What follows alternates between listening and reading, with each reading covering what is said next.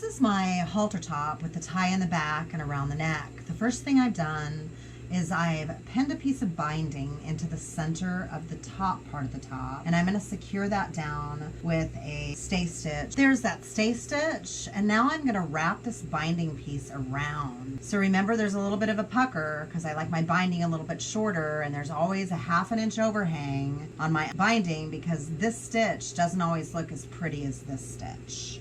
So I'm going to secure it down with a cover stitch machine. You can also use a zigzag machine. Now I've secured that down, and all you're going to want to do is just cut off the extra. And if you have a binding attachment, use it. It'll be much easier. The next thing you're going to want to do is pin the bottom to the top. So you're going to pull on it to make it stretch and fit all the way through. I pinned it on both sides. Secure it down with a stay stitch. I finished a stay stitch on both sides and wrap it around, and you're going to secure that stitch so all the way through to the end. I finished the binding. The ends of the top that tie around your neck, the easiest thing to do is just to tie them in a knot. That'll secure the stitch, and then just cut these off. Now you want to pin the bottom string in the center, and then you want to pin it to the sides, or you can just use a binding attachment. And now I'm just going to stay stitch it with my serger stitch. I'm done with my stay stitch, so now I'm just going to start over at an end and create this string and sew it all the way through to the other side. There's your finished halter top. All you do is tie off the ends so they don't fray, and it's finished. Thank you for watching.